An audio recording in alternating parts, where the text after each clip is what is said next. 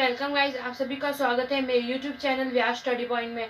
हमने पिछले video exercise 1.1 के क्वेश्चन आंसर किए थे। आज हम एक्सरसाइज 1.2 के क्वेश्चन आंसर करेंगे। हम इसमें सिर्फ इस पार्ट में हम सिर्फ 2 क्वेश्चन आंसर करेंगे, फिर हम अगले पार्ट में 2 क्वेश्चन आंसर, ये 2 क्वेश्चन आंसर करते हैं। पहला क्वेश्चन कह रहा है, नीचे दिए गए कथन सत्य है या असत्य, कारण के साथ अपने उत्तर दीजिए। तो हमें पहला कह रहा है, प्रत्येक अपरिमेय संख्या वास्तविक संख्या होती है। तो हाँ, हम लिखेंगे यह कथन सत्य है, क्योंकि परिमेय संख्या और अपरिमेय संख्या दोनों ही वास्तविक संख्याओं का भाग होती है। यानी ये जो परिमेय और अपरिमेय संख्या होती है वो दोनों ही वास्तविक संख्याओं के अंदर होती है, इसलिए यह कथन सत्य है।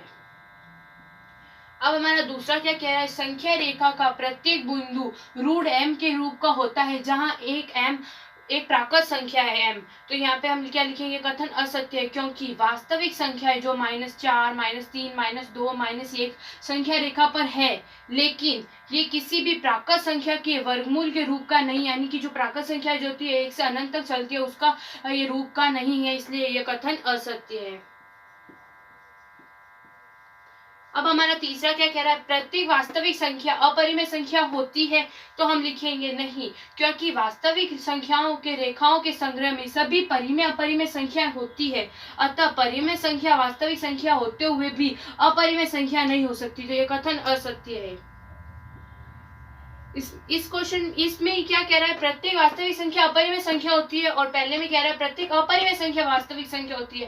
प्रत्येक अपरिमेय संख्या तो वास्तविक संख्या हो सकती है, किंतु प्रत्येक वास्तविक संख्या अपरिमेय संख्या नहीं हो सकती, क्योंकि वास्तविक संख्याओं के अंदर परिमेय अपरिमेय दोनों होती है। परिमेय तो वास्तविक संख्या तो अपरिमेय हो सकती है, किंतु परिमेय संख्या अपरिमेय संख्या नहीं हो सकती। इस कारण ये कथन तो असत्य है, किंतु पहला कथन सत्य है। ये हमारे यहाँ पे यह उत्तर कंप्लीट होता है। अब हम दूसरे क्वेश्चन की ओर चलते हैं। क्या सभी धनात्मक पूर्णांकों के वर्गमूल अपरिमेय होते हैं? यदि नहीं, तो एक ऐसी संख्या के वर्गमूल का उदाहरण दीजिए जो एक परिमेय संख्या है। तो इसका आंसर होगा नहीं। नहीं, सभी धनात्मक पूर्णांकों के वर्गमूल अपरिमेय नहीं होते। जैसे 4, 9, 16, 25, 36 आदि कुछ ऐसे धनात्मक पूर्णांक है, लेकिन इनके वर्गमूल एक अपरिमेय संख्या न होकर एक परिमेय संख्या है। ऐसे कुछ उदाहरण है जो धनात्मक पूर्णांक है, लेकिन इनके वर्गमूल अपरिमेय संख्या न होकर एक परिमेय संख्या है। तो हम बताते हैं इनके वर्गमूल कौन से। जैसे कि √4, तो इसका वर्गमूल है 2, और यह 2 एक परिमेय संख्या है।